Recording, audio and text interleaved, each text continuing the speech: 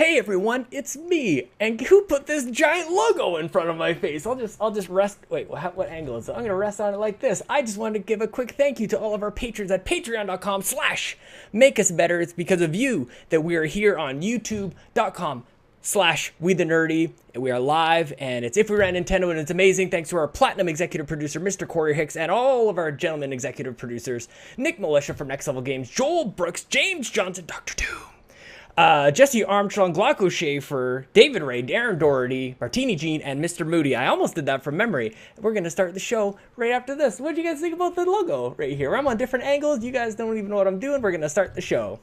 Okay, so the premise is If We Ran Nintendo. And part of me feels like that's the name. Let's face it. As Nintendo fans, we are often left slightly disappointed and scratching our heads asking why. Where is our cloud saves? Why isn't Metroid out yet? Well, sit back as me, Sean Capri, and a couple of guests do just that. That's right, this is If We Ran Nintendo. Now, cue the music, future me.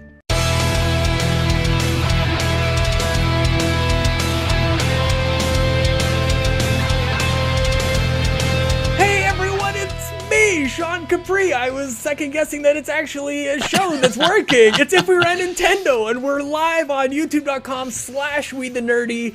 It's episode 92. I can't believe it, guys. We are here with Fluxtaposed is taking over If We Ran Nintendo. I'm here with Lucas Rose, Jason Lacy. Guys, hi, hello. Hi. Do you think that could be just it? That'll be the show. I'm just glad that it works. You guys want to shut it down before something goes wrong? Probably the highlight. I mean, Lucas is it's gone. only going to go down from here. This is pretty good, man. We did a couple of adjustments. I've been hard at work trying to make this whole thing just flow. Thanks again to Ryboflavins. I wouldn't even have a computer if it wasn't for you and that power supply unit, Jason. You guys are no stranger to computer problems, though. That is correct. True. That is correct. It's it's a requirement if you're going to do a podcast, especially if you're going to do one that involves more use of your computer, such as the video realm. That's right.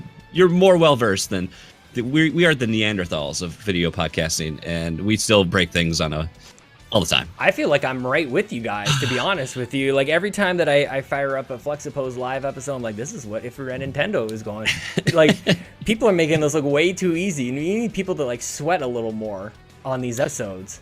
You mean you fired up the stream Fluxtaposed said they were going to start 25 minutes ago. Why is it still the stream's still not on? What's going on? I believe it was Aaron Doherty in the Discord chat asking why so late. Well, I got to tell you guys, it couldn't have been a moment sooner. I just got on my computer, and this is 8 o'clock my time is as early as it gets. So thank you to everybody in the chat for being here. We're a little out of order. That's okay. Guys, I said I just wanted to start the show, and I don't really care what happens after that. So success on our part. Great success. That's what we do. I also wanted to introduce the show as the runniest podcast. I'm trying to think of what the most something, and If We Ran Nintendo is the runniest podcast on the internet. So I think we'll go ahead and take that. Before we get into shout outs and the running of things, guys, why don't we throw it over to, I want to know, as if I didn't already, what the hell is Fluxtaposed for people who don't know that?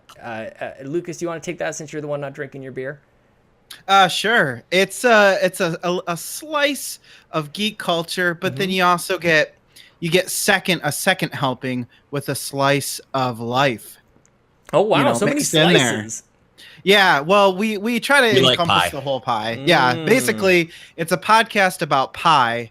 And then we talk about video games every once in a while. You know what is amazing about that is that... And poop. We talk about poop a lot, too. Don't ruin the pie thing yet, though, because I forgot to mention this show comes to you live on Mondays, but it will be a polished podcast on Wednesday. And guess what Wednesday is, guys? It's Pie Day. It's March 14th. It's 3/14. So here we are with the Slice of Pie podcast on Pie Day, 3/14. Happy Geek Day, everybody. Wow. It's like we planned it this way. The moon's aligned. Thank you for reminding me to tell people when this stuff comes out on Google Play and iTunes and all that other stuff. You can subscribe at youtube.com/We The Nerdy. Give me another mother-loving YouTube. Mother-loving YouTube, because the baby isn't quite asleep yet, so you can still kind of be a little rowdy, but as the show goes on, you kind of have to end it. You gotta bring it down. Yeah, definitely. I've remembered to hit record, so that's also good. I might have to steal the the live stream for that first chunk, but we're recording now, guys. We'll get it going. I'm no stranger to such things. No. Why don't we go ahead and start the show like we do each and every week with our shout-outs. Geek outs. Jason, who do you have? You have a shout-out for somebody? Yeah, I do. I have multiple, but I will condense them. I want to give a shout out. There are no rules. Keep going. Oh, well, perfect. Will wait. Because we'll do the timeout later. Because there's been a few demented souls that show up to our show each and every week, and we don't ever thank them enough. Josh Bones is there every week, rain or shine. I don't know why. He keeps coming back. So we always thank Josh for his never-ending support. It is nice. Skinny Matt himself, Matt Knight, shows up too. I don't know why. He neglects his kids to hang out with us. And eventually they're running rampant and he has to go and take care of business, which I assume can only mean he's rating a podcast. Oh, that. Yeah, no, we can't mix meetings here, because if you guys didn't know, when you take a poop, it's called rating a podcast, because that's what you should be doing when you go ahead and sit on the John. Just go ahead and go to If We Were on Nintendo, give 5 stars. You were probably at 4 before, but we changed it. Bobby's gone. We got guests now. It's a great new show. Go ahead and give it a 5-star rating on iTunes. Jason, do you have any other shout-outs, man? I have one last one. Keep going. In the chat. He's in the chat himself tonight, Aaron Doherty, because he deprives himself of sleep to come onto these crazy United States live podcasts and hang out. Yeah, he travels all the way across the ocean. How he does it. It's amazing. What a fella. He's a chef, that's why. Something about pies. I think there's some sort of connection with the pies that you guys mentioned before and his chefery. No? Yes. Nothing. Chefery? Chefery. That's what we're going for. Thank you, Aaron. Aaron's got he's part of the Battle Chef Brigade here. Nice. There you go. Lucas, who are your shout-outs, man? Yes. Can I just say before I do a shout-out? You can do whatever you want. Who cares? There's no order to any of this. What? It's our show now. Bobby's gone. Careful. My clothes will come off. It has been proven. Can I just say before this, I don't know about you guys, but I'm feeling a very Brady Bunch moment, like Brady Bunch intro right here. That is a challenge I'm willing to take. Next week, we need what's that in my 6 more people to join us, and I'll just have the arrangement just so that we're all like, and we can like pass each. We have to agree on one prop that we all have, like a tennis ball or a football or something. We can like pass around to each other, an amiibo that surely we all have. We can just. I think that's something new. That's where if we're in Nintendo, that's a make us better milestone. If we hit, I like it.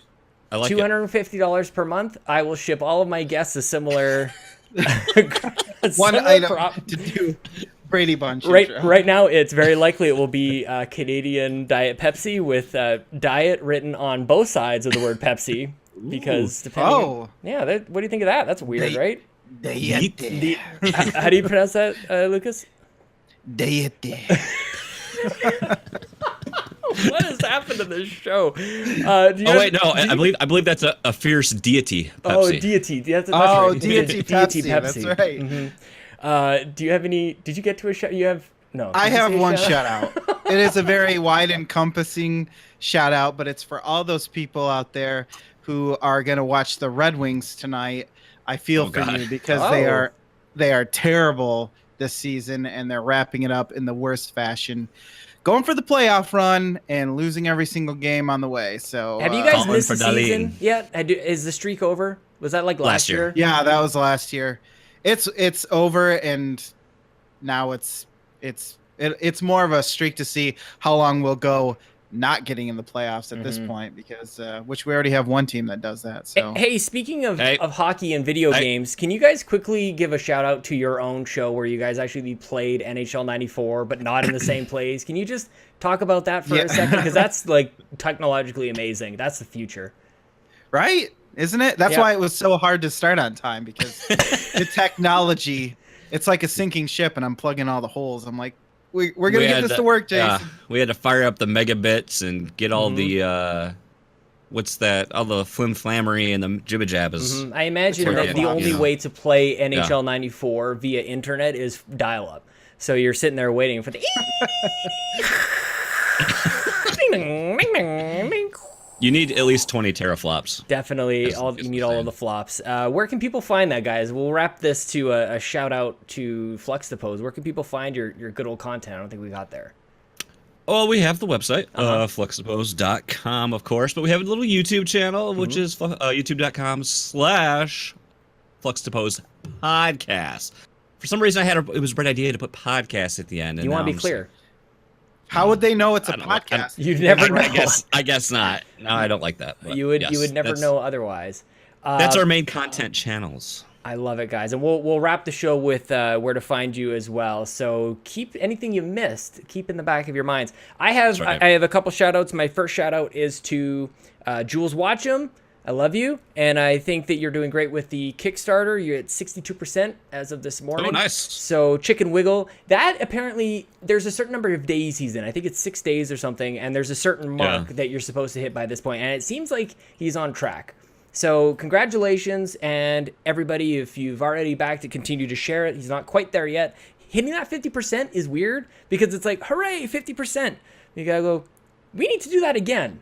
So Kickstarter, Jules Watcham, Chicken Wiggle, go back it. I've backed it. Wiggle all the chickens. Please wiggle all the chickens. And I want to run through, speaking of the chat, I want to give a quick shout out to Johnny Casino. Jason Lacey's in the chat. Holy crap. Ryboflavins, Patron, NintenTalk, David Ray, Aaron Doherty, Dude427. We're not playing games right now, dude, but I think Dude's here.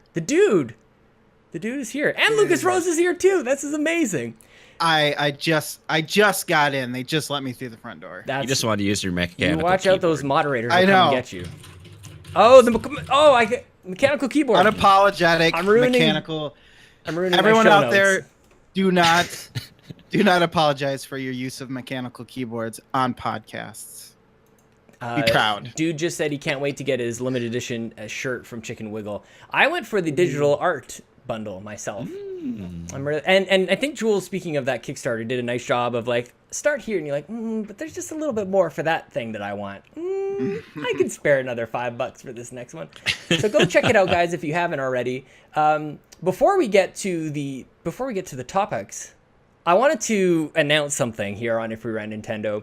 Just because we're gonna make this show a complete gong show. Every single week is gonna be totally different and new, and you never know what's gonna happen. Exclusive world exclusive World premiere. Actually, I think this is more of like a timed exclusive. I'm not really sure what that means or any of this means. Console exclusive. Sort of. DLC pack.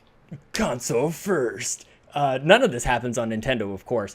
Guys, what I am announcing is that the next segment is going to be named after Fluxtaposed. It is, of course, the What You Playin' presented by Fluxtaposed. I want like every single part of the show. We only had to donate $100 to Patreon. You didn't have to donate anything. I just love you guys, and every time I think of like What You Playin', I think of you guys. So it has nothing to do with any. There's been no monetary money provided. Let me just have some more of my Diet Pepsi here. Nothing has been provided. I have nothing to disclose. So, guys, with that, Jason, what you playing, man? You know, I know what you're playing. This would have been a very boring topic if we recorded this before the weekend, because I had a bit of a dry spell. But I finally decided, you know what, I got these Fanjangle gold coins just waiting to expire, so I'm gonna spend them up on some big fat discounts. So. I bought, Friday released a little game on the eShop called Flint Hook, which I had been wanting to play on Steam for a while. I think it was, don't you have it in a Humble Bundle, Lucas? Because of course you do. But no, I missed that one. I missed that one. It wasn't a monthly one. It was a pack. It was a pack. Okay. I was gonna say I don't have that one. I'm a Humble Bundle. So I didn't realize until I started playing it. It is a roguelike, which I'm usually kind of hit and miss on. You got bamboozled.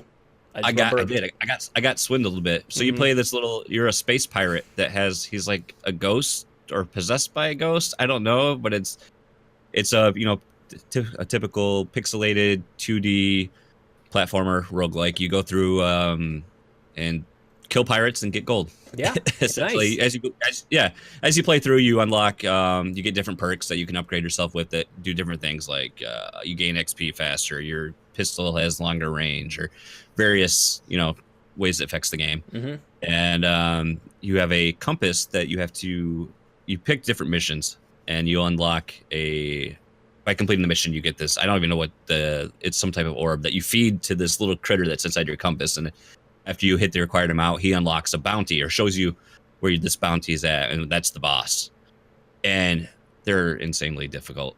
I feel like I'm playing Rogue Legacy all over again, because that's what I remember my experience was like. I finally get to a boss and just die and then start all over again. So that's been the unfortunate cycle with the game, because I enjoy like the platforming is great. Mm-hmm. You like you've got like a pistol attack, and then your secondary, it's a little hook shot essentially, and you repel across the level. And yeah, I kind of wish some of these games had like a mode switch where you just kind of snap your fingers and then you get like a regular platformer, and you could just like do it to the end, and if you die, there's no big deal. You just start from like, you get a checkpoint system built into it. Mm-hmm. But yeah, because it's kind of frustrating that you just never really get to keep going. It's like, this is the game. Put another quarter. Yeah. So I'm on the second bounty, and I died. I don't know how many runs it took me before I finally got through the first boss. Mm-hmm. And then it just stinks, as now on the second bounty I have to beat 4 stages, and then I can unlock the boss. So if I die, it's like I'm looking at like 15-20 minutes to repeat to get back to him again. So it's a little frustrating there, but I do really like the game. The music's a little repetitive. It's got like a good tune, but it's like over every level it's like the same track again. I'm like, you gonna keep going with it, or you kind of? I think so. I do, because it has its hooks in me enough. I mean, it was $15, so it was, I consider that to be a budget title, and it's like it's rewarding enough, and it's got like there's like some daily challenges, some weekly challenges that you can do with online leaderboards and things like that. So, I want to see it through. I want to like finish it, and then if I really want to punish myself, I'll just pick up Celeste again and try to unlock some more stuff B-sides. On that. So, I've done the B-sides. Oh man, I've tried the very first one, and I couldn't even get through that one. And I've got through them all, but there's C-sides, and I don't. No, is there really?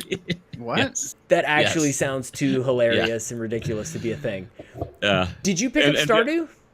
I did. So that's what I used my gold coins on. I got Stardew for like $9, and I'm like on day 4. Okay. I think, because unfortunately I was playing it and I didn't quite understand the controls yet, and I got locked into the crafting menu, and once you start crafting, you can't stop crafting. So I like used all my wood, and then my item slots are full, so I had to destroy something, and they're all items I wanted to keep, and I was like, and we're gonna destroy the game and reload it. So you should try streaming it in front of people so they can tell you all the wrong things you're doing every single moment. But it's a good learning experience. I feel like I'm getting more satisfaction this time around than what's the first crop you get? Is it turnips? Is that the first thing you get, or parsnips? I can't remember. Yeah, I've harvested my parsnips. That's about all I've done. So I've got some beans growing.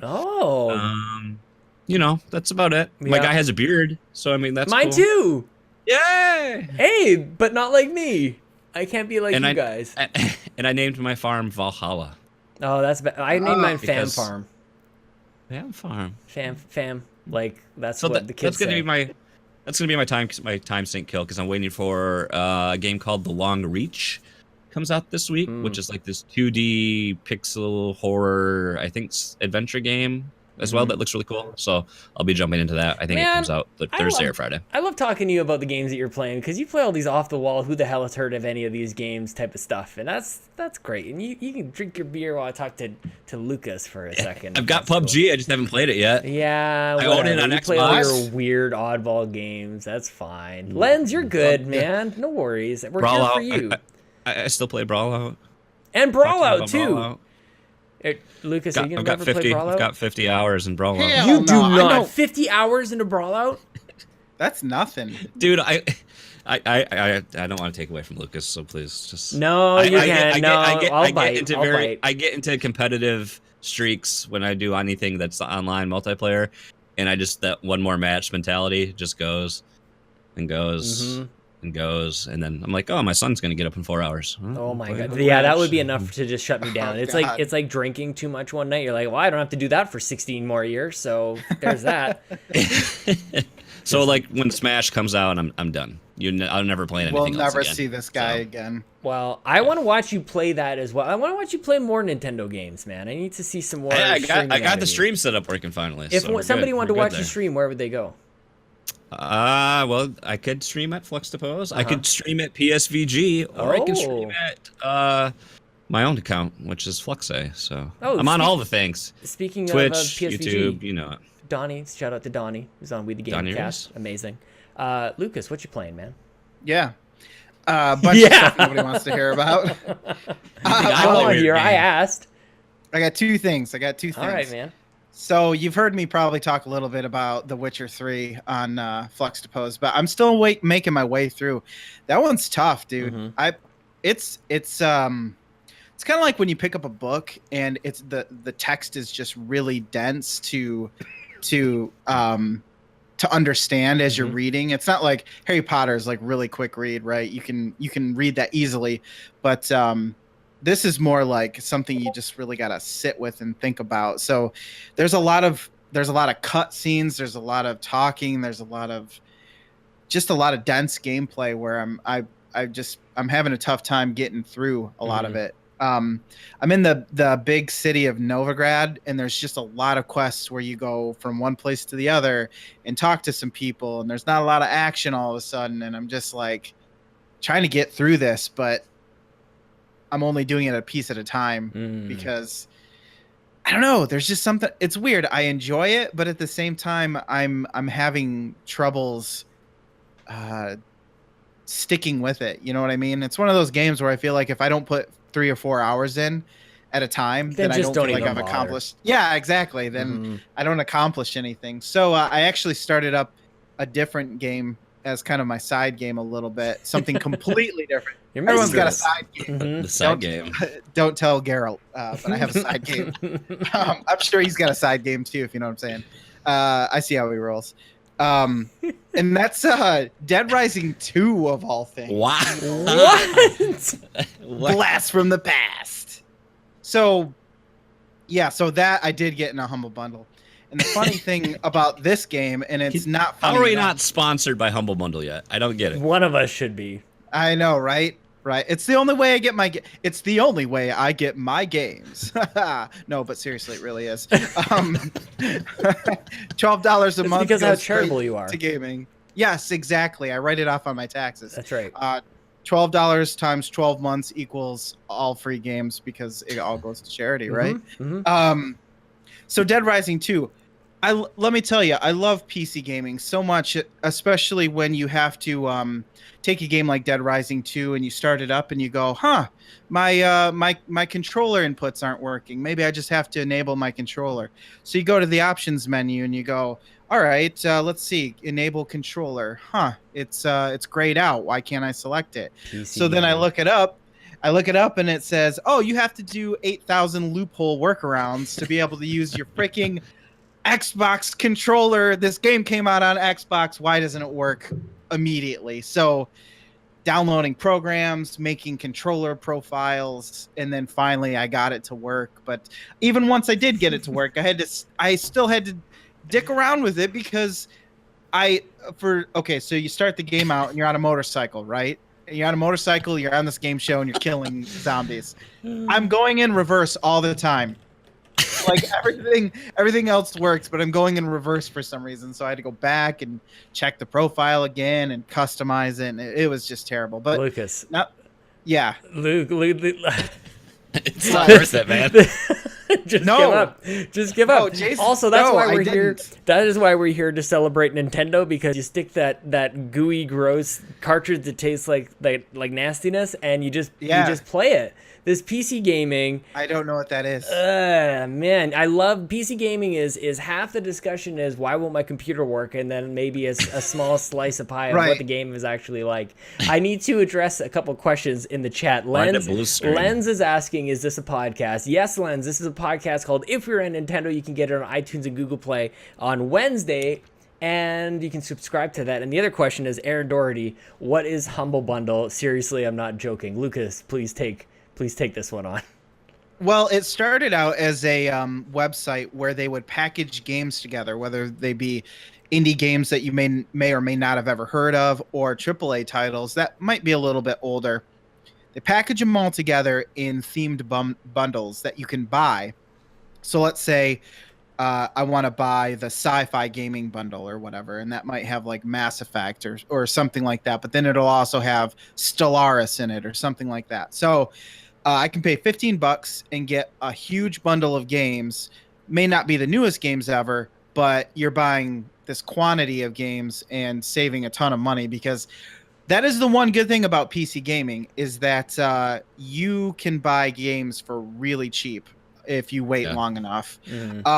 So that's pretty much what I do. And then it kind of expanded into this monthly thing where you spend $12 a month and you get a selection of games, one of which you know about beforehand, and then the rest unlock the next month after you pay for it. That part is very addicting, by the way, because every month I'm like, this is my last month. I can't be doing this. And then they're like, and then they announce the next game. They're like, oh, that's pretty good. And what could be after that? Like, I don't want to miss out. It's the fear of missing out that they lock you in. It is the fear of missing out. And it's also that guilt of, well, what, are you not going to save the kids for $12, or are you going to let the hurricane victims have no support? I mean, Sean, think of your day job. What do you do? I know. Trust me, this definitely goes through my mind. Also, Lucas, I wanted to let you know that I clearly like you better than Andrew Semicek, because he talked about, like, he started talking about a PlayStation game, and I'm like, shut up, Andrew.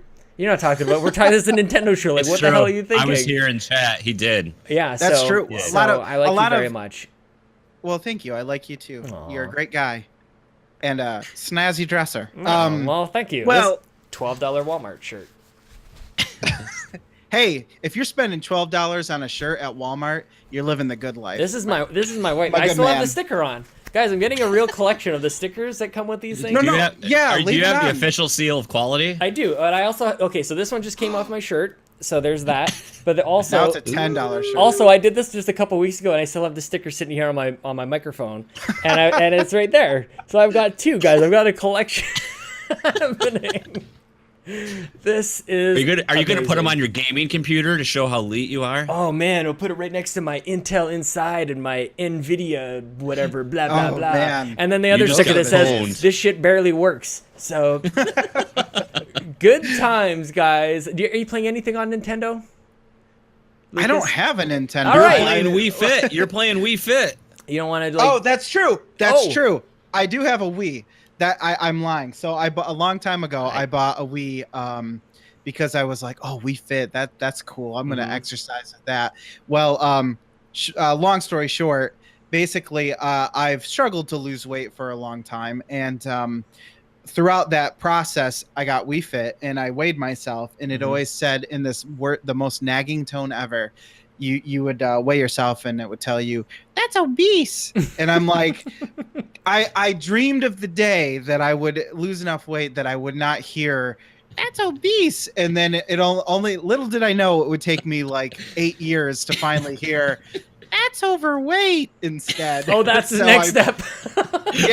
So I finally, I got to be called overweight by the Wii instead of obese. So now I feel. Oh my gosh, I'm having a Jacob Rush nostalgic rush for the Wii Fit, man. Every time you'd step on to that thing, it's like, okay, step on, and it would go, oh, I know. That's why I'm here, you dick. That's why I'm here.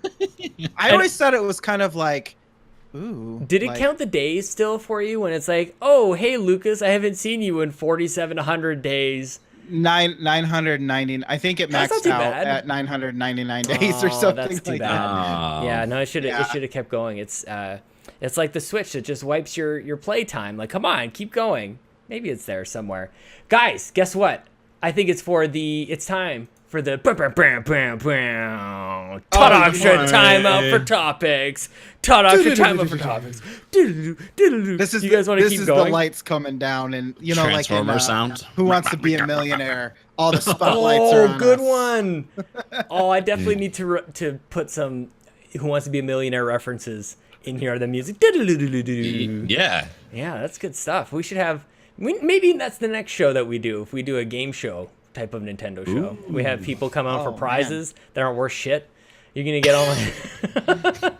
You're just gonna get all my empties of my Here's 25% off of Earthbound on the 3DS. Enjoy. I would gladly give away my coins for my Nintendo because I don't know what to do with them or how to use them or if it's worthwhile. So I would give away that for whatever that's worth. Topic Rose. Let's start with Topic Rose. Mr. Lucas. Oh! What's Topic Rose? Every rose has a topic. And like a thorn, it's in my side. Oh, and thank you to Chris White for subscribing to youtube.com/WeTheNerdy. Thank you very much, man. Lucas, what's Topic Rose? Hauling them in, kicking and dragging. Well, a lot of people are probably wondering, if this guy doesn't own a Nintendo, do you even Nintendo, bro? Why is he here? Well, let me tell you, friends. Let me tell you about a little idea I had, friends. It's called Nintendo VR. Think about it. The VR stands for virtual reality. So I am here to justify and explain to you why, if I ran Nintendo, I would either now or even in the past, when VR was super hot, I would have gotten Nintendo into the VR game. Tell me. I have 5 points. I have the 5 points of VR Nintendoism. I want to start with point number 1. So this is probably the most obvious, and that's that Nintendo is the great innovator, right? So they've always been great at innovating technology that either other companies couldn't really find a use for or make it work, or of course they would be the first one to bring it on the scene. So I went back and I thought about things in the past that they have done and either succeeded or at least tried and failed but may have learned something. Things like the Game Boy. You know, you had your first handheld, and back then most people were familiar with like Tiger Electronics handheld games. You know, Tiger. That's what I thought of too.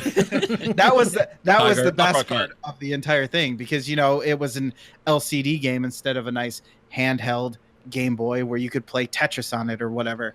The Nintendo Zapper, you got a light gun that you can point at the screen and you're actually shooting poor cartoon ducks. The Virtual Boy, I mean, that didn't go so well for them, but they kind of were already stepping into that realm way back in the 90s when we saw our first VR test to see if we could actually do it. I would say the Wii U gamepad indeed is also another innovation. You have a screen in front of you that, let's face it, really was the stepping stone to the Switch, but at the same time they were utilizing it, and you could use that in different ways, and that was cool. It wasn't, oh my god, I see myself, that was crazy. You are in the Wii U. It's a Wii U. Wow. It's Robot Lucas. I don't know why you guys aren't watching the YouTube video. I know there's plenty of you who listen but don't watch. This one is worth it. I finally have this stuff figured out. We're having fun with it tonight. I'm sorry, I interrupted. Right. You mentioned the Wii U, and I just want to prove that I'm a Nintendo fan. We don't get invited on to podcasts very often, so this is like... Well, there's no rules for you not coming back, and I love having you guys on. This is I'm having a great time. I'm having a good time. I'm having a good time. I was... That's Jacksepticeye. That's usually what he says. I'm having a good time. This is good. I was worried, I'll be honest, because like I said, I'm not. I don't know. I don't have a Nintendo. He does the Nintendo, bro. I would. I have just an aside. I have said if I was to buy a console, I said at first I would buy a PS4 that has switched to a Switch. Oh, switch to a Switch. Hey, but seriously, I really would buy one. So if you pledge so if we can get up to that $250 tier, I will go out and buy one. And then lastly, of course, and probably most famously, is the Wii motion controllers, right? So I mean, those things. Oh my god, they're set. They have everything they need. Exactly. You already have, the hand, these things, the maracas, the waggle, the wiggle waggle. Now, it is said there have been times when they take the technology and maybe they go a little too far, and everyone realizes they don't really want to be Link and have to go waggle at the sword and whatnot. But they're triers, right? They try everything and they see what sticks. And And that's a very important thing. And they are innovating technology, and I think that is why they could succeed in VR. I'm going to take you one step further, man. I am of the mind that if anybody is going to make VR a thing, it is Nintendo. Like, and I think I've said this once before, but I don't think you're far off, which is why I wanted to. You mentioned, I wasn't sure what topic we were going to land on tonight. I think we've got like a year's worth of topics within our Twitter chat, which is amazing. I want to do this. I want to do that. Actually, never mind. I changed my mind. It was great. Sucks. But you did mention VR, and I was like, let's jump in on this because, and Jason, I wanted your thoughts on this as well. I'm of the mind that basically until Nintendo comes out with VR, which inevitably it will. I'm positive of that. Until that happens, it will continue to be this off on the side, sort of niche kind of thing because it's very elitist. And in order for anything to become mainstream, you need a company like Nintendo to go like, here's how it works for everybody. And I'm actually shocked that Facebook hasn't figured that out. Like, I'm shocked that Oculus isn't it. Just with their focus on accessibility for internet and everything like that. They haven't figured out how to get this in the hands of everybody. Nintendo is the only people who can figure out how to make the tech work for everybody that makes sense, and they will give you games that everybody wants to play, and you already know.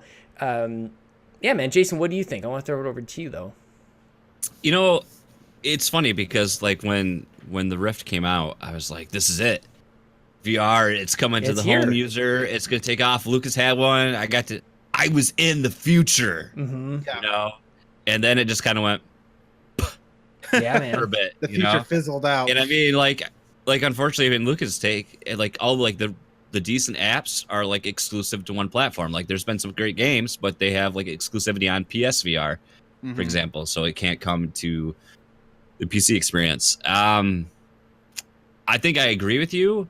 The thing is, I wonder what would Nintendo's like? What would be their flagship VR experience? You know, we can't do. Like, I'm one of those people that I get VR sick. Like, any sort of motion. Star Fox Zero VR missions. Definitely. Oh God. Yes. Everybody in the chat's like, "What? No, God, put that thing away." Yes, I have. See that? I think those are some of the coolest experiences. Not so much the VR, but when you get like, I only played it very briefly, but what the heck was that space sim that I had and then I don't play anymore? Lucas, what was the popular one on PC? Oh gosh, help me. Why am I forgetting? But I think anything like that when you have when being able to look around, when it assists you, like being. Yes, that was it. Yes, I nailed it. Being in a cockpit and then being able to like have that 360-degree motion to be able to look around and see, like, that'd be awesome. And any flight sim, I think, like, you know, Star Wars, anything like that would benefit.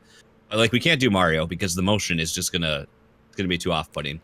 But what if you did, like, I feel like an Animal Crossing in VR could be really interesting. Where you can, like, ladies and gentlemen, I propose the killer app of that VR. does exist. You guys are stealing all my points. I don't even see it's such a great idea. Mario Kart for the audio you guys listeners. Already know.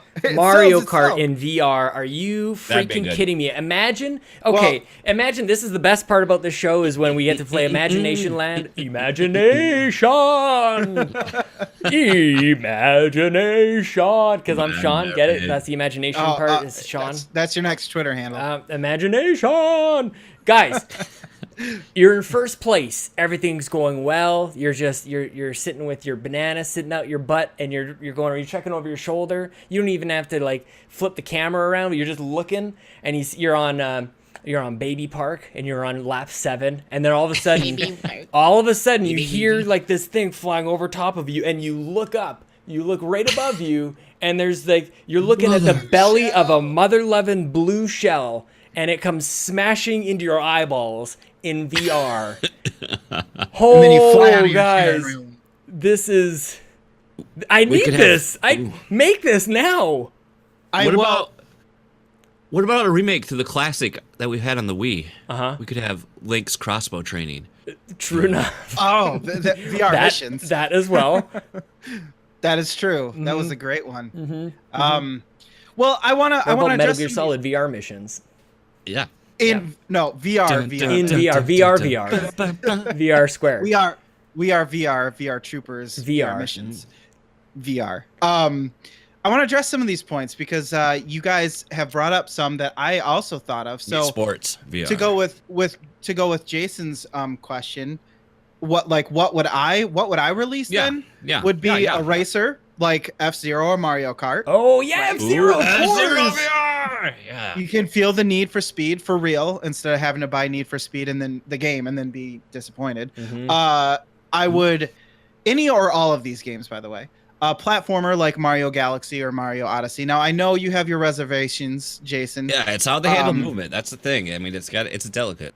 Right, exactly. And I think they'll be able to. They have a decent system now comfort level. What's the refresh rate on the Oculus? 90 hertz. And then do you think is it a resolution thing, or do you think? No, I think it's just. It's just that difference, the disconnect between your physical body sitting. Right. And then I don't get car sickness either. So yeah, which I don't. I think it's either, just one of those type of thing where some people don't, some people do. Guys, I gotta roll the window down. I'm getting a little car. I mean, I'm really hot. I mean, I'm just warm. Yeah.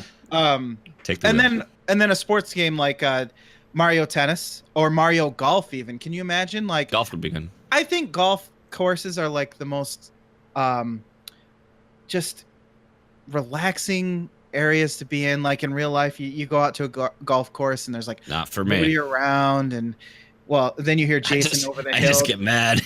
Oh my god! Yeah, I've seen. See, the thing about Jason, if you know him well, you know he gets more quiet the more angry he is. Oh, I'm me and you are the opposite. Same. We're the same. I have a quiet rage. Ooh.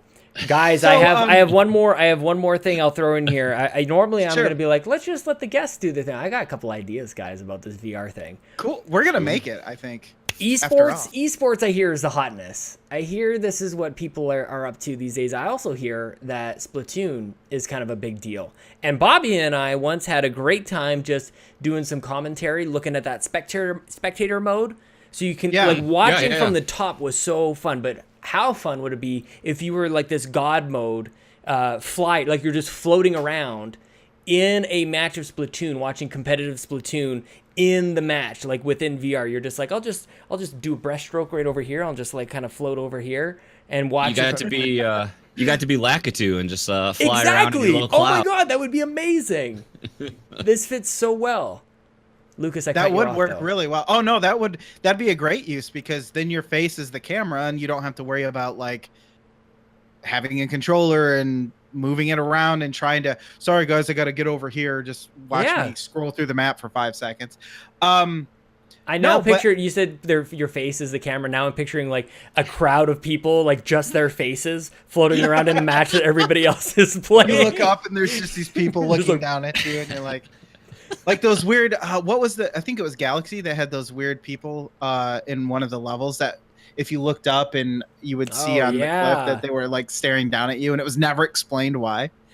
They were probably VR people from another universe.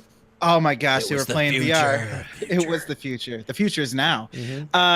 And then to go back to some other points, you're absolutely right, Sean. Nintendo is great with two things. They're great with making things simple and fun. How easy is it to just pick up a Wii controller and start playing tennis? You don't have to explain that to anybody. Everyone knows how tennis works. You just start playing it. And then the cost of entry. That is the huge problem with VR right now. One of them, the other being content, but we'll get back to that in a second.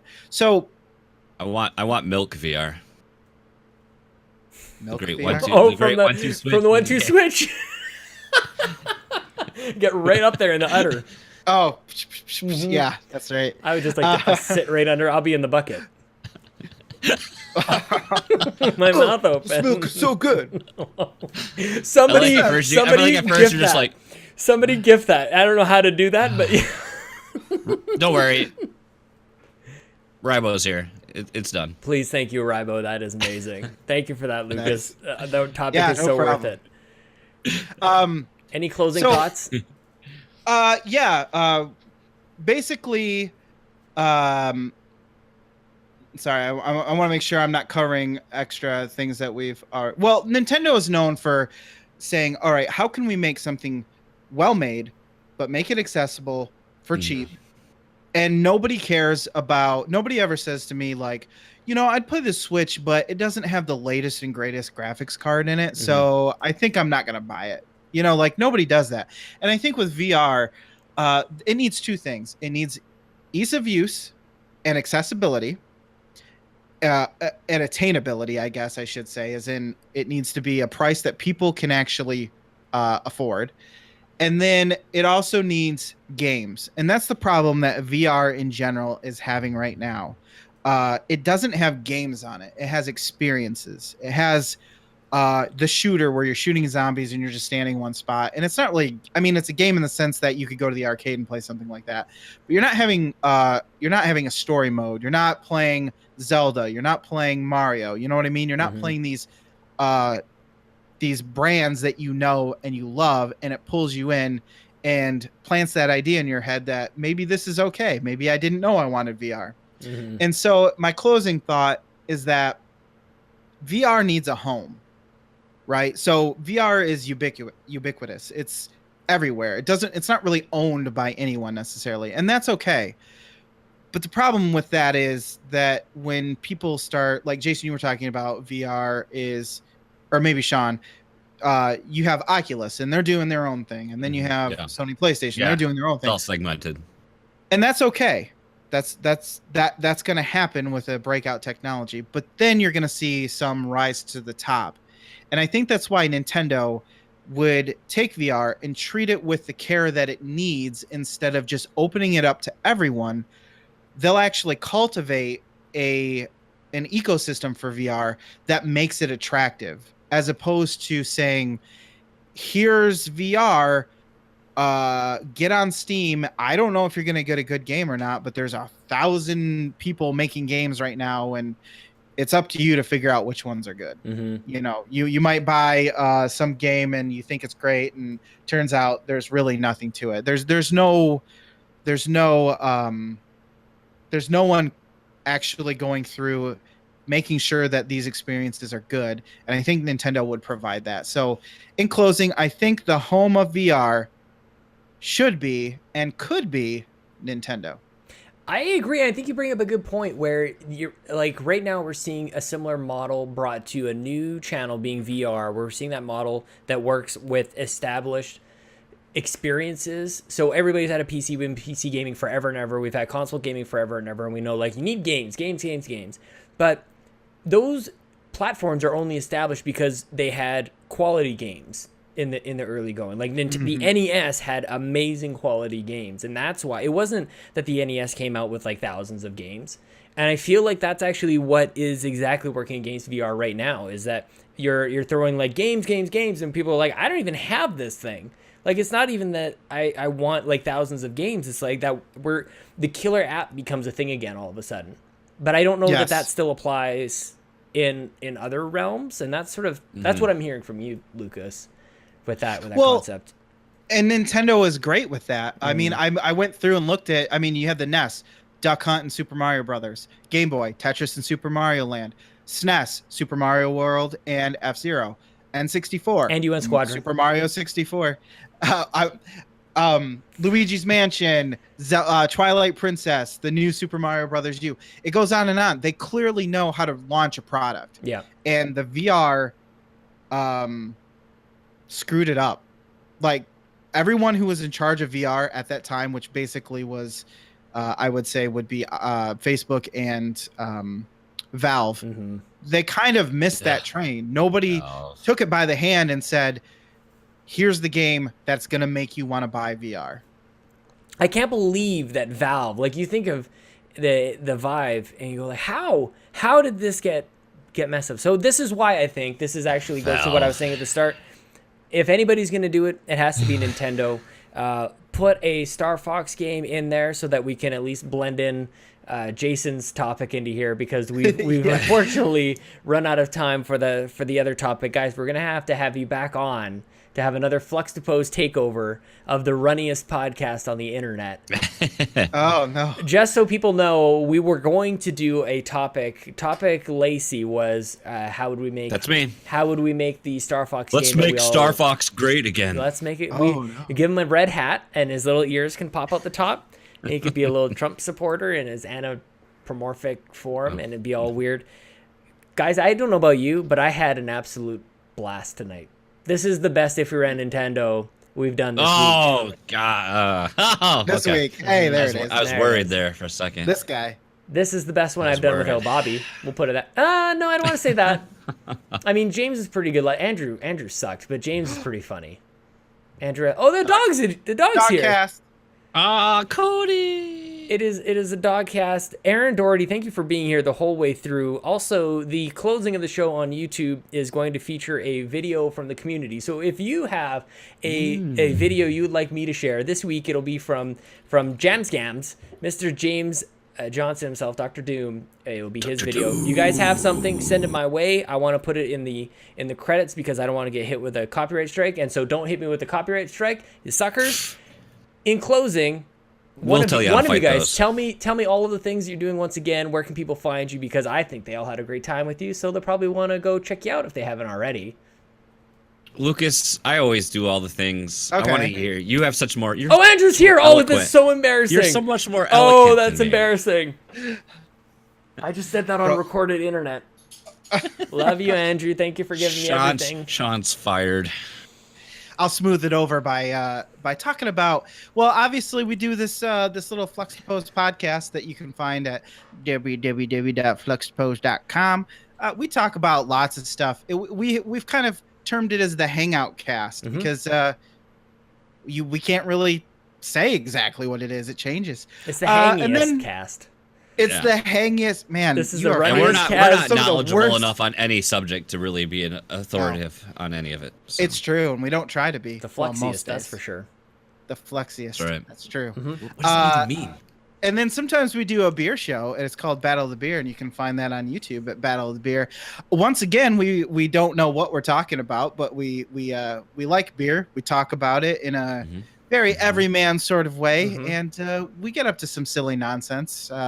Especially after we've tried both of them. So that's always a good time. He means too. we get drunk. I need to quickly interrupt because that is, you guys will always undersell it. That is one of the best produced YouTube shows that I know of our friends that make it. It is absolutely amazing. The 2-camera setup that you guys have, and you did a blind taste test a little while ago that was fascinating to watch, and I absolutely loved it. Is that on the Fluxtaposed, or that's youtube.com/Battle of the Beer? So you get that URL? Yeah. Yeah. Guys, that's a good one. You did it. Yep. You did it. It's Y'all we did it did together. We have the touch. We have the power. It's true. Is there anything else? Did we miss anything? I think that's all. I mean, we've got our hands full with that, and nothing from Yoda. Nothing. No Yoda at the end here. Oh. It's so satisfying to me. I needed that sweet, awkward finish at the end. Just wait till April Fools. We got something special planned. Oh, there's a good that's tease. right. Yeah. With Mr. Nathan Thomas. So That's right. Oh, I forgot about man, that. the voiced by Nathan. Guys, you can follow Lucas Rose at heavymetal_riff. You can follow Jason Lacy at JWLacy. You can follow Fluxtaposed at Fluxtaposed. That is all. Here's a video from James Johnson. I'm probably missing something at the end of the show here. I love you all. Bye, Bobby. bye, Bobby. Pac-Man. A franchise that has held a special place in my heart. I can always remember my mom telling me about how she played Miss Pac-Man in the arcades, and Pac-Man World 2 was the shit. I say we take a look back at most of the Pac-Man games, not all of them, and see if they're any good or not. I'm kind of curious. Let's start with the beginning, 1980, the arcades, and we end with Pac-Man and the Ghostly Adventures 1 and 2 for the Wii U. Let's get started.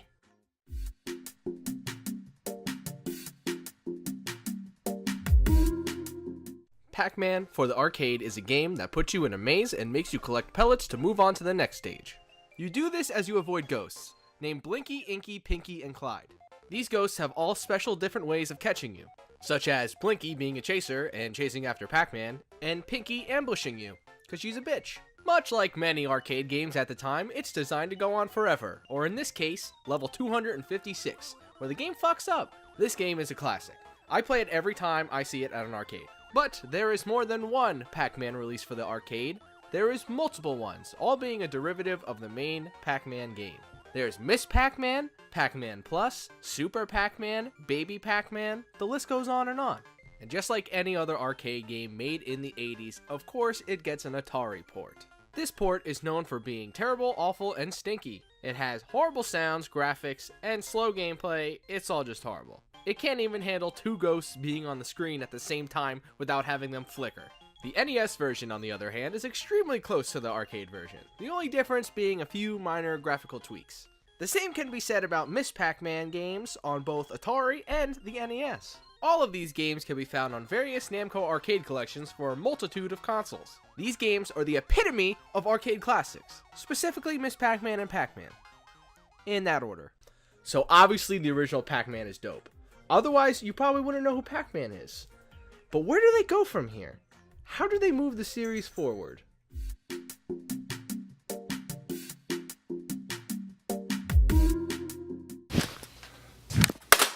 This game is a puzzle game. It throws pieces at you, and you gotta place them down and make them disappear. Bricks, ghosts, and Pac-Man act as your pieces that you can use to achieve this. Bricks can be put in a row to make them disappear, and ghosts come down with the bricks to stop this. The only way to get rid of the ghosts is to have Pac-Man chomp them. And look, this game tells you it's exciting when you're playing it. How thoughtful of the developers to make sure you know. This game is pretty bare bones. 3 modes, 2 of which are